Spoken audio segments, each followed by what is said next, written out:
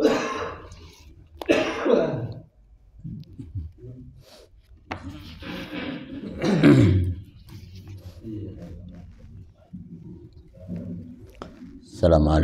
warahmatullahi wabarakatuh. Alhamdulillahirabbil alamin. Salatu wassalamu ala asyrafil mursalin sayyidina wa maulana Muhammadin wa ala alihi wa ashabihi ajma'in. Amma ba'du. Pada seluruh jamaah rahimakumullah, seperti biasa kita awali pengajian ini dengan basmalah. Bismillahirrahmanirrahim. Qala al-mu'allif rahimahullah ta'ala wa nafa'ana bihi bi'ulumihi fid dharain amin ya rabbal alamin. Zikru kisati Asiyah binti Muzahim. Bab tentang Siti Asiyah binti Muzahim, istrinya Raja Fir'aun. Qala Ka'ab ibnul Akhbar, inna Asiyata kana abuha Muzahim qad tazawwaja bi ummiha fil lailatil lati tarana Sa'dul Kawakibi bi Zuhra. Ka'ab ibnul Akhbar mengatakan bahwa Siti Asiyah ayahnya bernama Muzahim. Jadi Asiyah ini istrinya Fir'aun ini ayahnya namanya Muzahim. Qad tazawwaja bi ummiha. Kapan Muzahim nikah dengan Siti Asiyah? Di sini menikahnya pada malam hari, di saat bintang Zuhra. Bintang Zuhra itu kalau bahasa kita bintang apa itu? Bintang kejora ya. Iya, bintang kejora kalau bahasa sekarang. Saat muncul bintang kejora malam hari, itu pernikahan Siti Asiyah Muzahim dengan orang tuanya sebelum mengandung Asiyah. Ya, cuman bahasa Arab ada Asiyah, ada Asiyah, beda. Kalau Asiyah artinya maksiat. Ya, kalau Asiyah artinya orang yang selalu berharap. Jadi beda ain dengan hamzah, kalau bahasa Arab maknanya beda. Ya, makanya zaman Nabi ada orang namanya Asiyah, perempuan namanya Asiyah, bukan Asiyah tapi Asiyah, pakai shot Asiyah.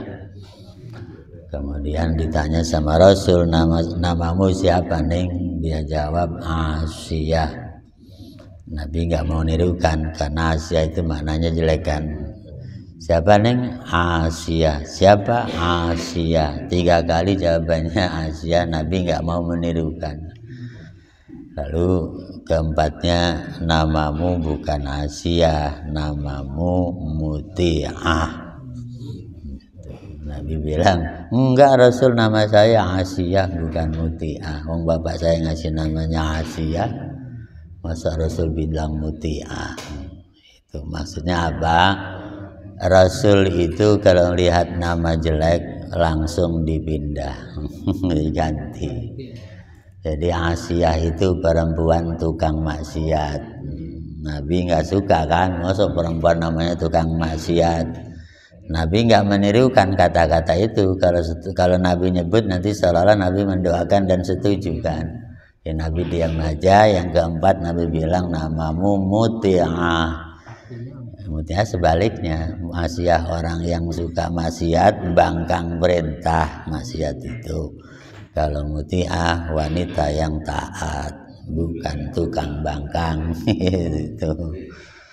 Nah, itu terjadi kalau ini bukan Asiyah tapi pakai hamzah Asiyah. Ya, jadi kalau kita lihat ya saf kayak kemarin kan ya. Ada Nuh artinya ratapan gitu kan ya. Tapi kalau dari ini kan Asafa itu artinya apa? Sial. Ya, jadi ya ini sengaja mungkin Allah ciptakan makhluk namanya Asiyah. Ya kan, orang yang meratap karena punya suami Fir'aun. Ya. Ya, banyak sedihnya lah ya. Dia beriman, suaminya kafir. Udah kafir, jahat lagi. Cuman ini zaman dulu ya, nggak bisa zaman sekarang.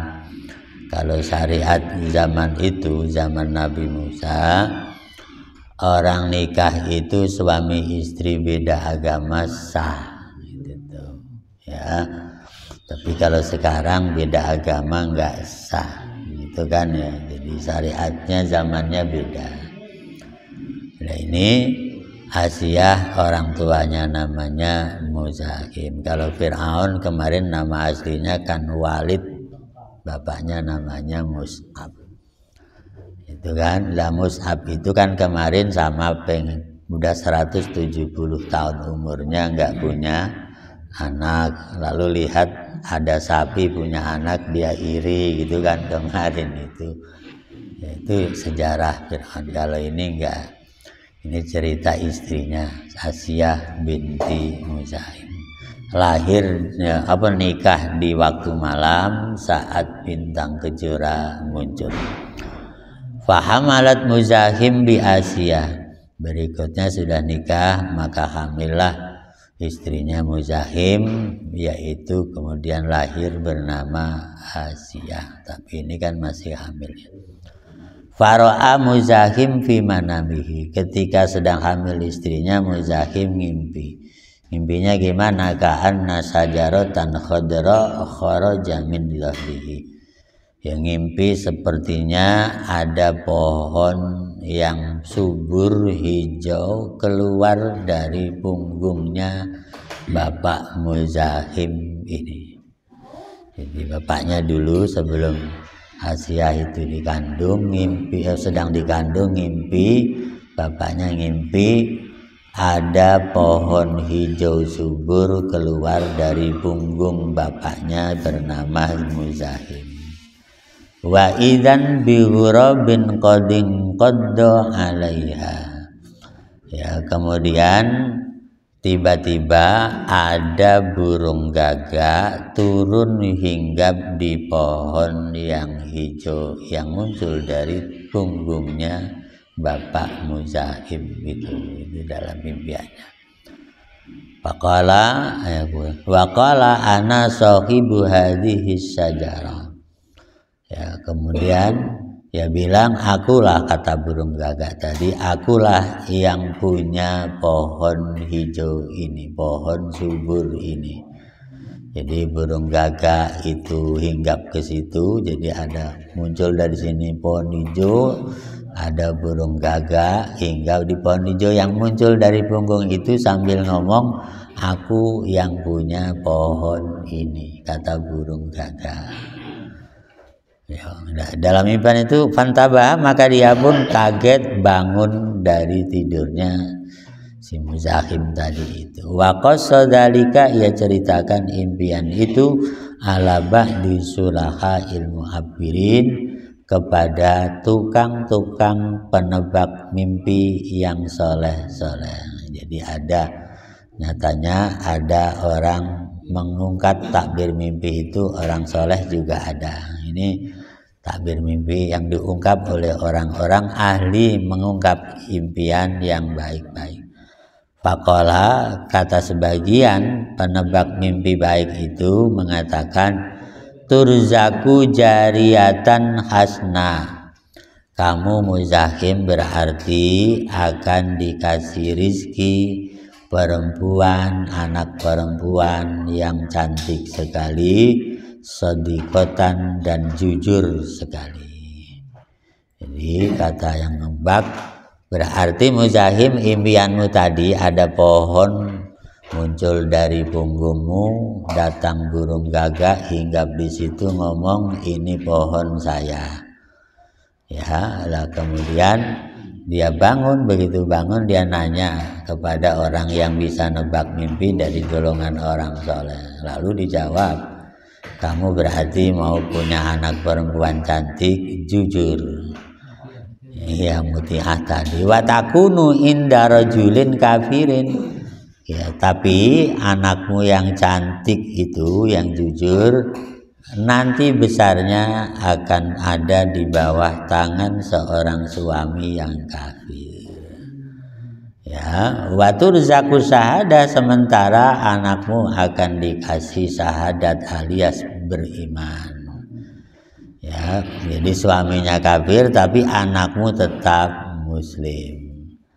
Falamma waladat Asiyah sorolaha minal umri misruna sanatan wa idan biha biyatoirin matalul hamama. Begitu sudah melahirkan tadi yang bernama, dikasih nama dengan Asia. Jadi ya, tadi ya Asia ya mungkin tanah impiannya tadi kan isinya apa? Anakmu cantik, nanti kalau gede punya suami orang kafir, dianya tetap beriman, berarti kan akan banyak sialnya. Maka dikasih nama Asia, wanita banyak sialnya. Ya gitu. Ya, makanya disinilah nama dengan harapan sering muncul bersamaan. Ya, kalau pengen punya namanya tafaul bahasa Arab. Ya, kalau orang pengen jadi orang yang baik dikasih nama Hasan, itu kan. Ya, atau Hasanah kalau perempuan gitu kan, itu atau Mutiah. Laki dikasih nama Soleh, perempuan kasih nama Solihah. Tapi Solihah kadang-kadang manggilnya Solehah. Solihah sama Solehah mah beda. Ya, karena bahasa Arab nggak ada adanya i, Solihah bukan Solehah. Ya, itu cuman gitu, kadang-kadang karena manggilnya salah akhirnya nama panggilannya yang terkenal. Soleh dipanggilnya Oleng, akhirnya jadi tukang mabuk namanya Soleh karena dipanggilnya Oleng. Ya kan, kalau Oleng itu kan begini, bukan? Saya pernah ketemu preman, saya panggilannya Oleng. Bang, namanya sih ke Oleng gimana? Apa karena tukang mabuk? Enggak Pak, saya ini namanya Soleh loh. Atau kenapa dipanggil Oleng mau? Akhirnya jadi Oleng beneran, tukang mabuk di stasiun Pak. Panggilnya Oleng, nggak taunya namanya Soleh, dipanggilnya Oleng. Kayak Firaun kemarin kan, namanya Walid karena apa, nentang ibunya terus wataknya keras, namanya Aun. Itu namanya Aun. Karena ada firnya, kalau fir artinya lari, Aun artinya pertolongan. Orang yang nggak mau ditolong orang keras kepala, maka disebut dengan Fir'aun. Itu kan namanya Walid. Fir'aun itu Walid, bapaknya Mus'ab, Walid bin Mus'ab kemarin. Itu jadi rupanya sejarah manusia dari zaman ke zaman, nama dengan perbuatan kedepannya itu mirip. Ya, Nabi Nuh kan artinya ratapan, dikasih nama Nuh karena sepanjang hidup meratap terus. Ya, Nuh ya, Nabi Nuh ya kan. Ya, bukan meratap di dunia aja, Nabi Nuh sampai di akhirat di padang mahsyar meratap paling kenceng. Karena istrinya kafir, anaknya kafir. Maka ketika ada ayat wamtazul yauma ayyuhal mujrimun, di hari kiamat orang-orang mujrim, orang-orang kafir disuruh berpisah dari saudara kerabat yang soleh. Jadi kan karena beda, dia kafir, saudaranya muslim, harus pisah. Wamtazul yauma ayyuhal mujrimun. Di situ Nabi Nuh meratap lagi. Jadi Nabi Nuh itu masuk surga nggak disertai istri, nggak disertai anak, ya, tapi anak yang bernama Kan'an, ya. Kalau anak yang lain ya enggak, kan anaknya bukan Kan'an doang. Ada yang namanya Sam, ada yang namanya Ham, ada yang namanya Yafis. Jadi cuman Kan'an doang yang kafir, nggak nurut sama Nabi Nuh. Ini Asia ditakdirkan kayak begitu. Bapak Muzahim ngimpi, ya ada pohon subur muncul dari punggungnya, ada pohon gagah hinggap dalam impian, lalu ngomong ini pohon saya, kata burung gagah.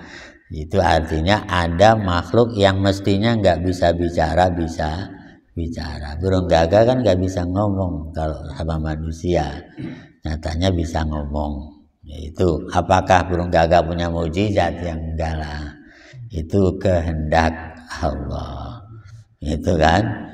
Ini ya cuman tadi nanti kamu punya anak Muzahim, perempuan cantik, jujur, tapi begitu besar dia nikah dengan seorang suami yang kafir tapi tetap muslim Asianya.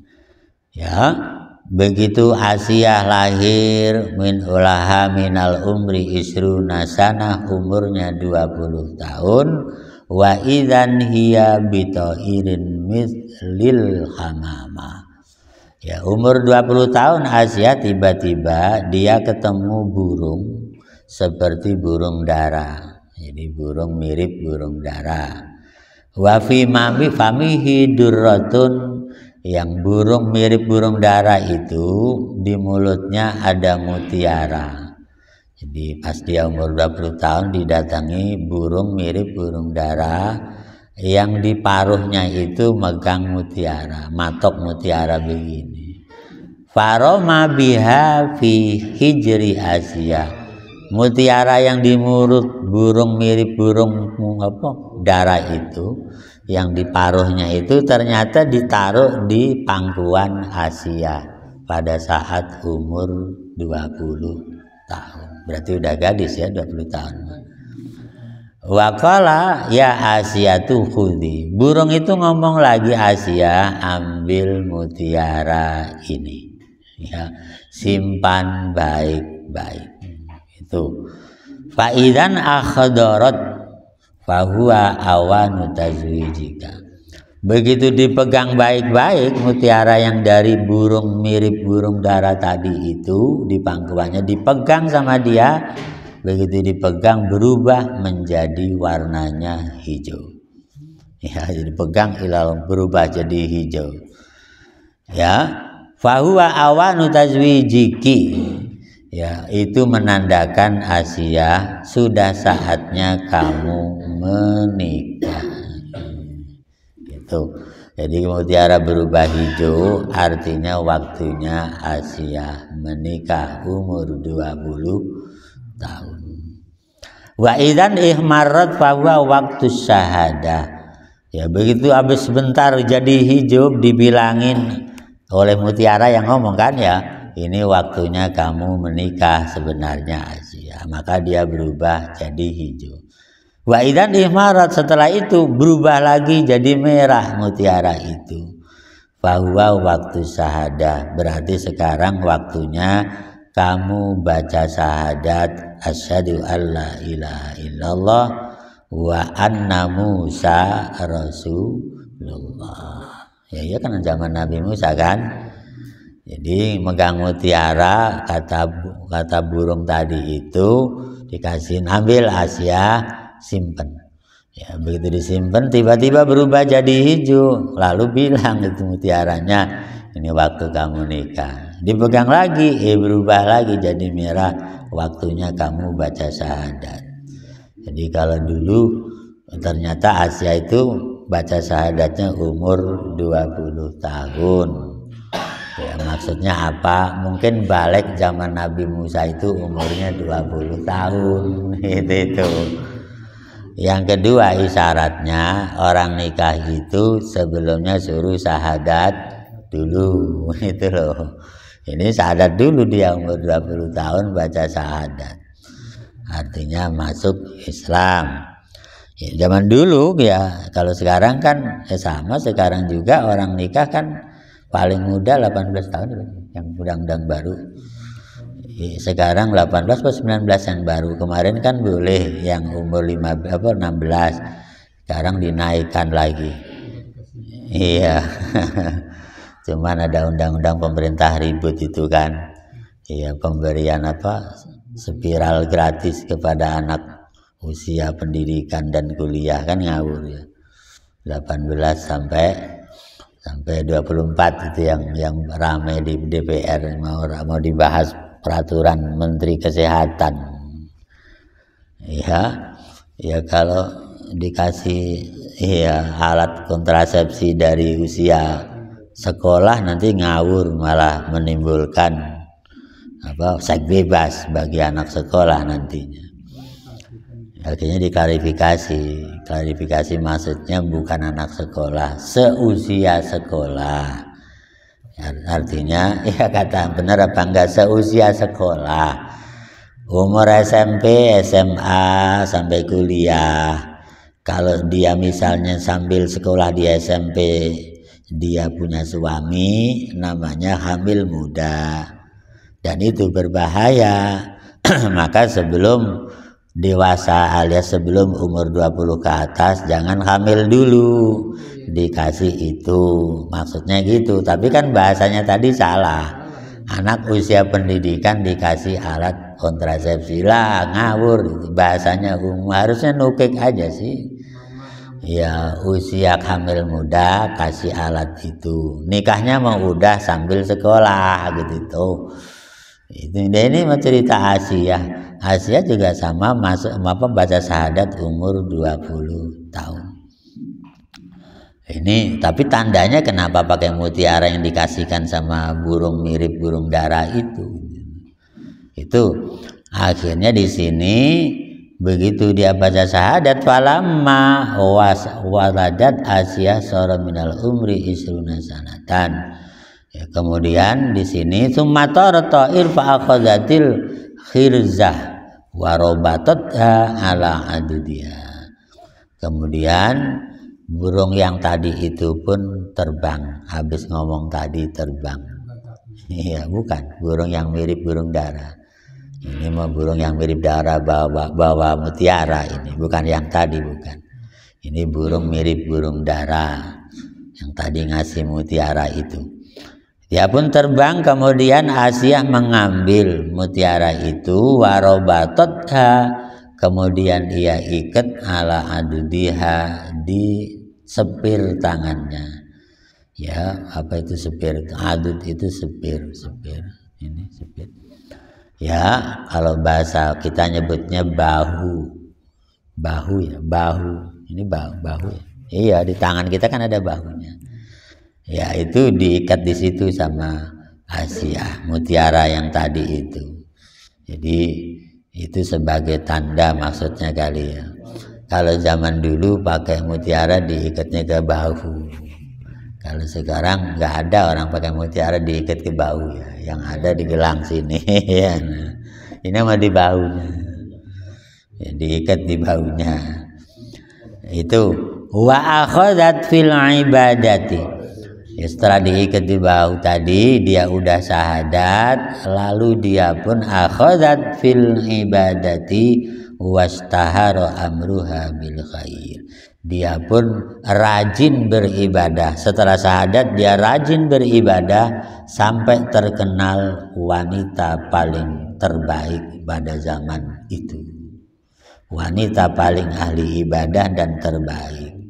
Akhirnya nama Asia yang ahli ibadah terbaik, wanita solihah terbaik, kedengaran sama Raja Fir'aun. Fawasofat li Fir'aun. Fa'ahabba, begitu kedengaran sama Raja Fir'aun, fa'ahabba, maka Fir'aun pun jatuh cinta, ingin an yatazawwajaha, menikahi Asia karena namanya terkenal.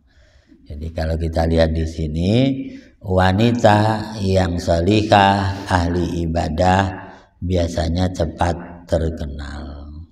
Ya, disitulah kemudian orang banyak tertarik. Dari sini Fir'aun yang tertarik ingin menikah dengan Asia. Fakhotobaha, karena dia ingin maka dia pun berkhitbah, melamar Asia min abiha, melalui ayahnya Asia yang bernama Muzahim tadi.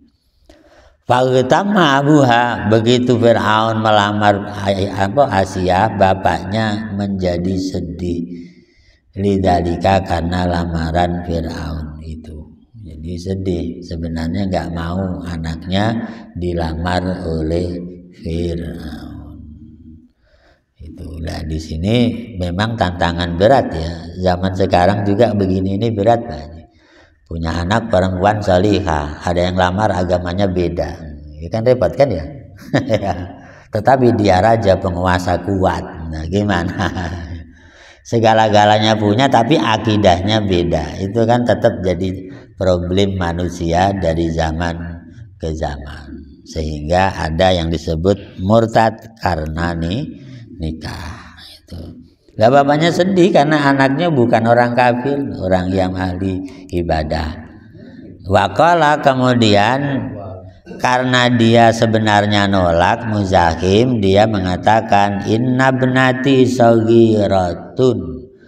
Ya, anak saya masih kecil, kata Muzahim. Jadi Fir'aun datang lamar, sedih, sebenarnya nolak dengan bahasa anak saya masih kecil. Itu bapaknya Asia. Ya kan ada kan biasanya orang nolak orang calon mantu itu ada yang menggunakan bahasa begini kan, anak saya masih kecil. Ya, belum waktunya nikah. Itu alasannya gitu karena sebenarnya nggak suka Muzahimnya itu. Fakadzabahu, karena dijawab masih kecil, fakadzabahu Fir'aun, maka Fir'aun gak percaya. Bohong kamu Muzahim, bohong, anaknya udah gadis ke bilang masih kecil. Faqala Muzahim, ya karena dia ngotot, akhirnya Muzahim bilang ij'alaha mahran. Jadi kalau memang kamu mau maksa, ya kata Muzahim, berilah anak saya mahar emas kawin. Fa'aba Fir'aun, tapi Fir'aun menolak ngasih emas kawin. Tuh ya, itulah tarik ulur ya, namanya tarik ulur. Ya, maksa juga pengen nikah, ya udah kalau begitu kamu harus ngasih emas kawin ke anak saya. Fir'aun nggak mau, saya kan raja, masa rakyat saya nggak mau nurut sama saya. Jadi gaya diktatornya yang dipakai.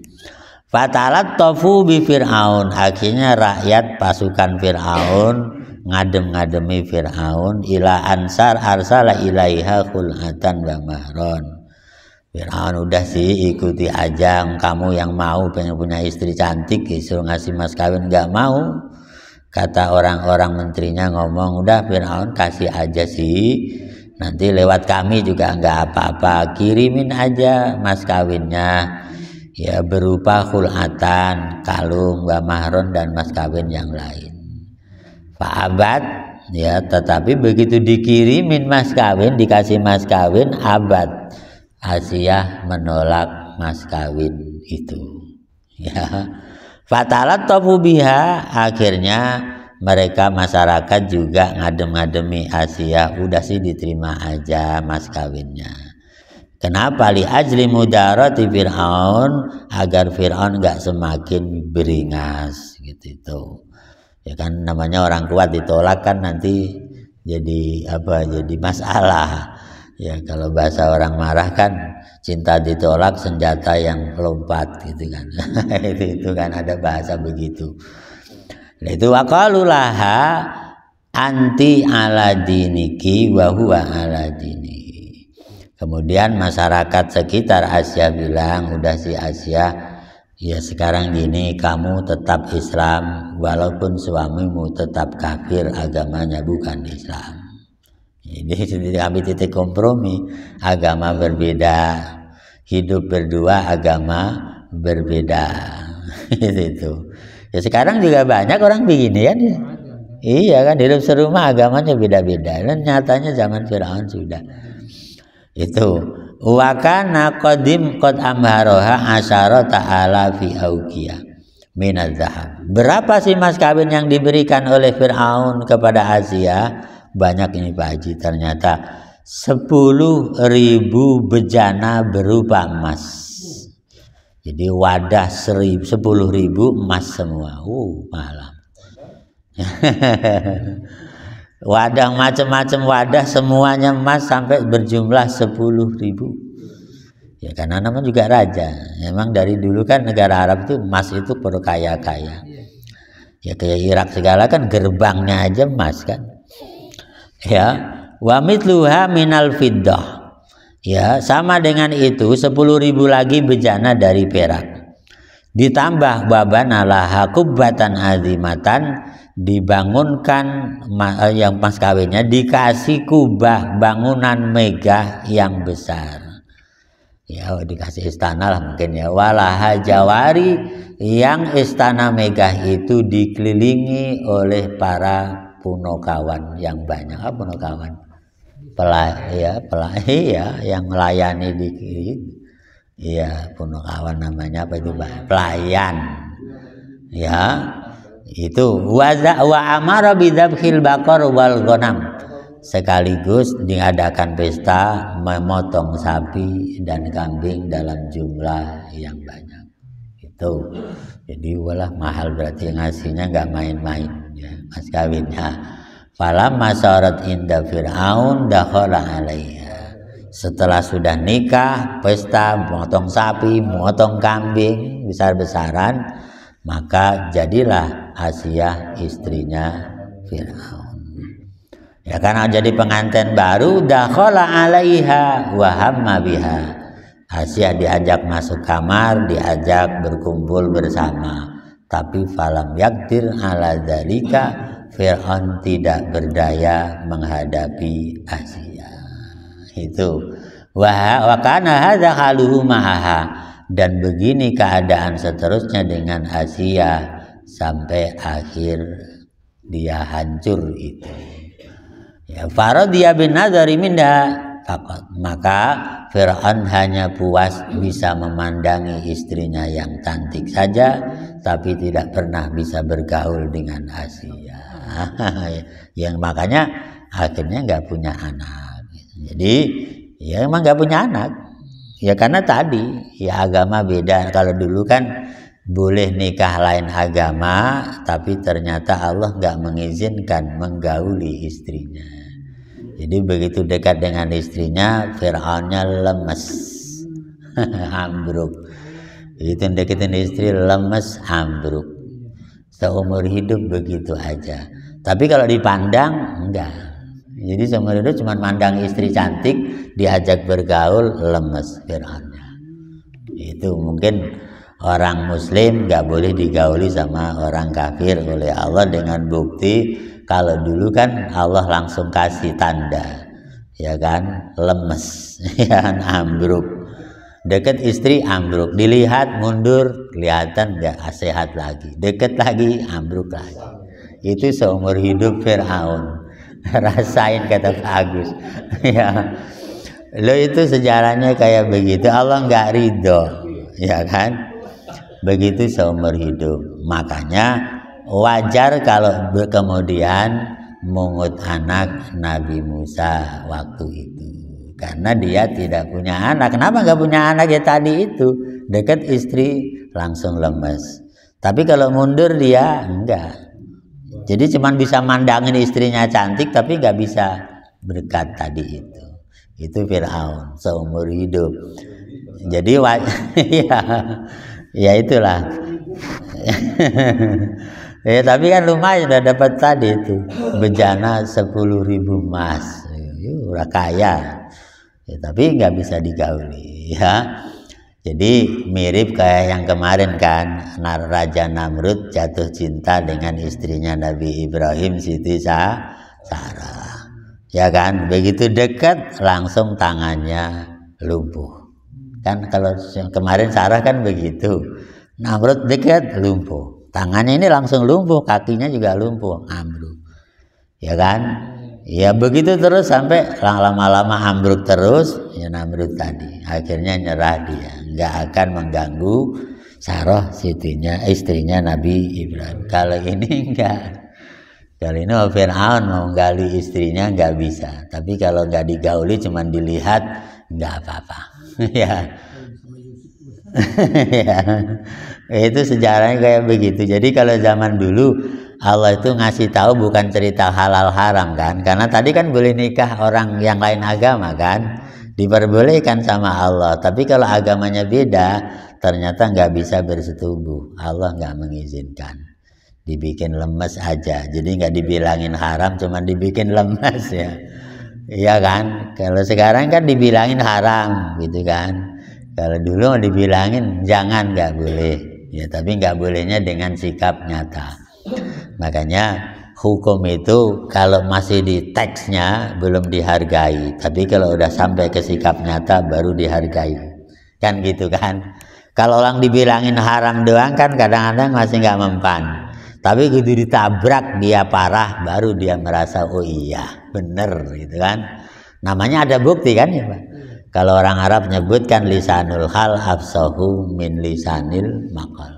Jadi ucapan nyata artinya sikap nyata itu lebih baik daripada ucapan mulut. Gitu itu. Makanya hukum Allah itu biasanya akan dipercaya kalau sudah wujud dalam kenyataan. Tapi kalau masih diucapkan pasal sekian haram, pasal sekian begini, kalau belum dibuktikan, belum dihargai hukum itu. Ya kan kayak begitu kan.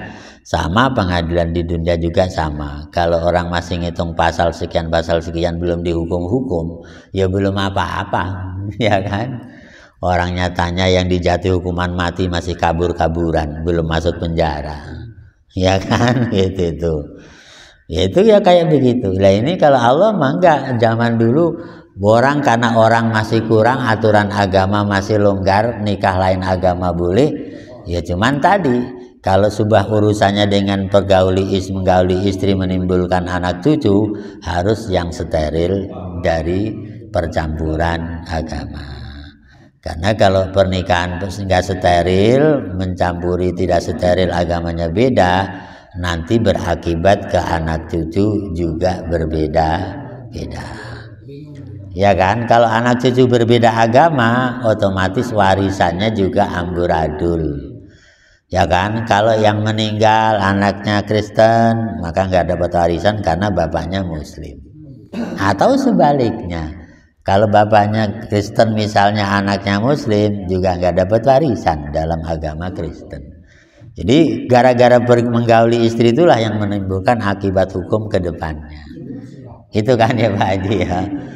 Itu makanya ada seorang kawan punya istri mu'alaf, bapaknya pendeta udah meninggal, dikuburnya di Kerawang kuburan pendeta sana. Nah itu kekayaan bapaknya sepeser pun gak dikasih karena anaknya masuk Islam. Ya. Agama lain juga sama Pak. Agama Islam juga sama. Kalau anak yang keluar dari Islam minta warisan, memang nggak berhak dikasih warisan. Gitu. Ya, makanya di sini kalau Allah ngasih taunya nggak pakai hal haram lagi zaman dulu kan, ya langsung dibikin lumpuh ketika mendekati istrinya. Itulah makanya orang hidup itu akidah penting dan harus dijaga sebaik-baiknya. Jangan sampai terjadi pernikahan beda agama. Walaupun sekarang ada yang namanya hukum HAM, hak asasi manusia. Tapi kan hak asasi paling tinggi itu jaga iman. Kalau kita cerita HAM, yang paling tinggi menjaga akidah, itu HAM yang paling tinggi. Gitu. Ya inilah yang dapat dibacakan sekilas tentang perjalanan Siti Asiyah, istrinya Fir'aun. Ya. Mudah-mudahan ada manfaatnya. Terima kasih dan mohon maaf. Assalamualaikum warahmatullahi wabarakatuh.